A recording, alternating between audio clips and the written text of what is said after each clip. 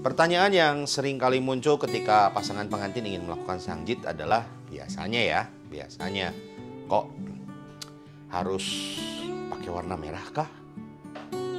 Atau kok baju saya harus ada naganya dan burung phoenix-nya kah? Atau kok swangsi itu harus adakah? Nah, pertanyaan-pertanyaan ini sering kali muncul dan memang kalau kita berbicara tentang Chinese tradition, tradisi orang Chinese, orang Tionghoa, maka yang namanya simbol itu bertebaran dalam setiap acara penting. Nah, di episode ke-59 ini gue ingin membahas mengenai simbol-simbol dalam acara sangjit yang mungkin kalian belum tahu atau bahkan mungkin kalian tidak sadari. Jadi masih bersama saya Jimmy Yu di YouTube channel saya, Jimmy Yu YouTube channel. Dan kalau kalian teman-teman yang belum subscribe, silahkan subscribe dulu sekarang. Karena di episode ke-59 ini saya akan membahas mengenai the symbols. Jangan kemana-mana setelah yang berikut ini.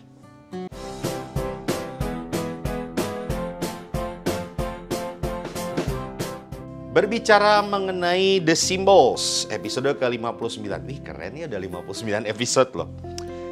Yang pertama saya ingin membahas mengenai the symbols tentunya adalah warna merah ya.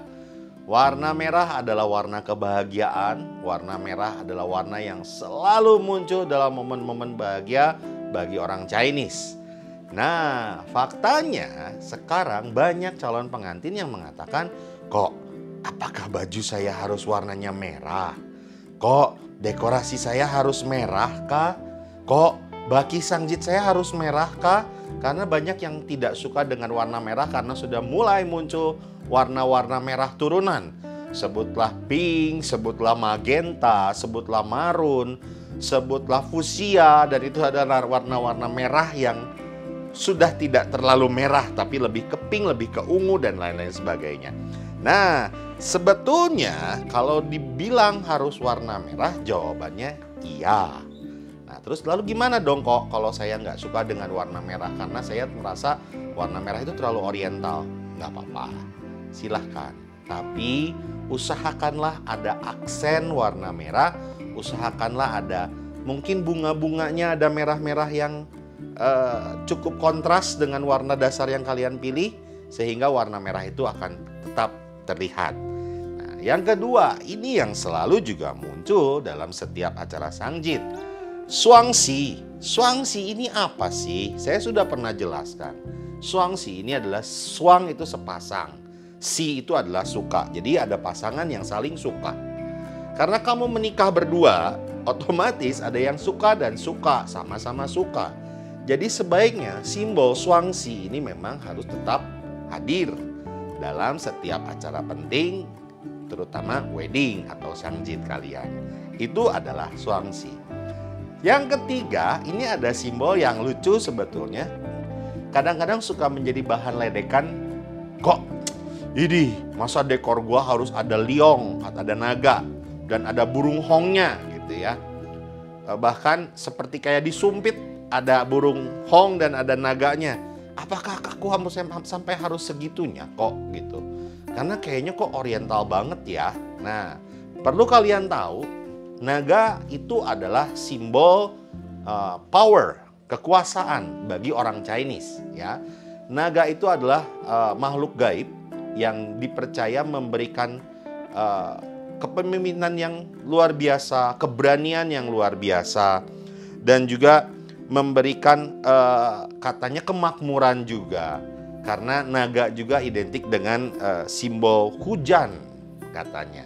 Karena kalau mitologi China itu ada yang namanya Hai Long Wang. Itu adalah raja lautan, penguasa lautan. Ada 4 Hai Long Wang di utara, di timur, di barat, dan juga di selatan. Makanya nonton Sun Gokong. Jadi kalian tahu tentang Hai Long Wang ini. Nah, untuk perempuan, biasanya simbol yang dikenakan itu adalah simbol burung phoenix ya. Burung phoenix ini adalah simbol kecantikan, keanggunan, simbol keabadian, juga simbol sesuatu yang memberikan beauty-nya itu menjadi lebih katanya. Nah, Phoenix ini lucunya bukan hanya sekedar dipercaya di tradisi orang Tionghoa. Kalau naga kan di orang Tionghoa katanya tadi powerful, saya bilang simbol kepemimpinan. Tapi kalau di barat sana, naga itu makhluk gaib yang seringkali malah jadi musuhnya manusia, betul? Nah, tapi lain halnya dengan Phoenix. Phoenix ini simbol keabadian ini dipercaya juga oleh orang barat, ya. Buktinya pernah nonton Harry Potter? Nah, Profesor Dumbledore itu memelihara seekor burung phoenix, ya, yang mana burung phoenix itu sempat mati dan kemudian hidup kembali, lahir dari abunya katanya. Nah, itu simbol phoenix yang merupakan simbol keabadian. Nah, biasanya zaman dulu yang bisa mengenakan lambang naga dan lambang burung phoenix di baju, di pakaian atau di ornamen mereka adalah hanya raja dan ratu. Bayangkan, hanya raja dan ratu yang boleh menggunakan simbol naga dan phoenix. Sementara kalian sekarang tidak mau. Nah, kan ini antik ya. Dan juga akan aneh juga kalau misalnya ada simbol phoenixnya tidak ada naganya. Atau ada naganya tidak ada phoenixnya. Berarti nggak balance akhirnya. Betul? Nah, itu adalah simbol yang ketiga. Simbol yang keempat, bunga. Nah, ini. Di episode 59 ini saya akan bahas secara highlight aja, bunga-bunga apa aja. Tapi apa dan kenapanya nanti saya akan buat satu episode khusus untuk kalian.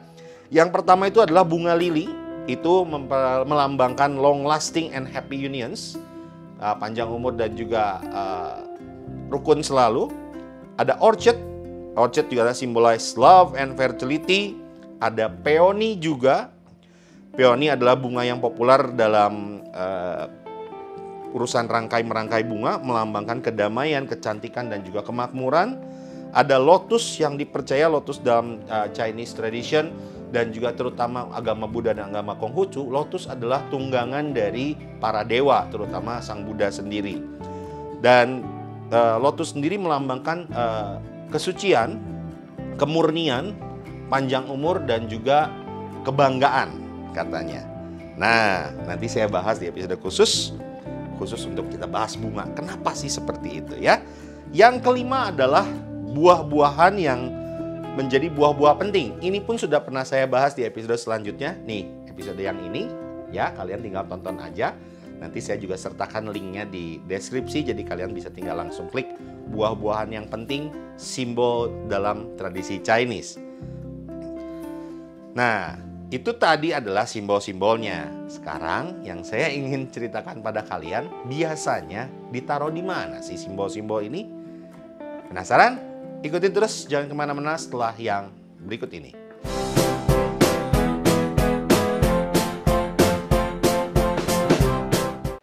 Kembali lagi di episode 59 bersama saya Jimmy Yu, The Symbols. Nah, sekarang saya mau membahas mengenai di mana sih simbol-simbol ini biasa diletakkan. Sadar nggak? Pasti kalian pernah dong lihat acara tepai di wedding, ya.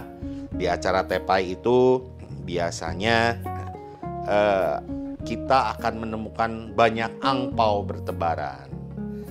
Kok bertebaran ya bahasanya ya. Angpau itu udah pasti warna merah, simbol kebahagiaan yang tadi yang pertama kali saya bahas ya. Dan di acara tepai itu sendiri biasanya dianjurkan menggunakan teh merah, bukan teh hijau, bukan teh hitam, biasanya menggunakan teh merah. Kemudian juga biasanya ada beberapa orang yang khusus mengenakan gaun khusus untuk tepai, dan biasanya gaunnya juga seharusnya merah, biasanya ya. Kemudian ada juga simbol yang muncul di Chinese dress, terutama Chinese dress yang seperti ini, kalian lihat ya. Ini ada benar-benar detailingnya itu benar-benar semuanya hanyalah gambar burung phoenix. Ya. Kemudian ada juga dari minuman tepai sendiri, selain menggunakan teh merah bisa juga menggunakan biji-bijian yang pernah saya bahas di episode yang kemarin itu. Dan itu semua full dengan simbol-simbol yang sudah saya sebutkan tadi. Belum lagi kita bicara ornamen dekorasi, belum lagi kita berbicara mengenai ranjang pengantin, belum lagi kita berbicara mengenai gaun pengantin itu sendiri, peralatan makan. Biasanya simbol naga dan phoenix ini akan selalu muncul dalam berbagai kesempatan untuk acara wedding maupun sangjit. Nah, tapi ada hal yang kalian harus hindari dalam acara sangjit ataupun wedding. Simbol-simbol yang harus dihindari adalah pasti angka 4. Sudah tahu ya, hindarilah angka 4, segala hal yang berjumlah 4, terutama yang berhubungan dengan kalian sendiri. Nah, yang harus dihindari kedua adalah ini cukup unik, warna hitam dan warna putih. Nah loh, tradisi barat yang mana adalah tradisi untuk pakaian yang dikenakan oleh pengantin di Indonesia saat ini kebanyakan adalah menganut tradisi barat, gaun warna putih, jas warna hitam. Sementara orang Chinese sendiri melarang warna putih dan warna hitam karena itu adalah warna kedukaan. Jadi gimana dong? Nah, itulah sebetulnya saya pun pernah membahas adanya bentrokan tradisi kalau kita orang Chinese, sementara kita melakukan wedding dengan tradisi katanya istilahnya internasional. Padahal bukan internasional menurut saya, tapi itu lebih ke arah barat.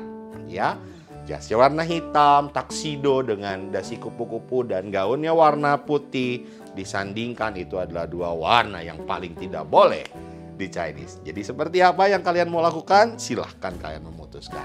Nah, ada satu buah yang tidak boleh ada di wedding, yaitu buah pir atau li.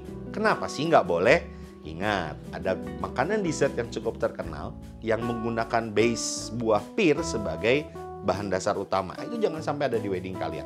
Atau bahkan kalian membagikan jeruk dan buah pir. Nah, itu juga tidak boleh. Kenapa sih? Karena bahasa Mandarinnya buah pir itu adalah li dan membagikan itu adalah fen. Jadi kalau membagikan buah pir itu adalah fen li, atau kalau dibalik itu jadi li fen. Sebenarnya li kuan harusnya, tapi bunyinya mirip dan itu artinya cerai.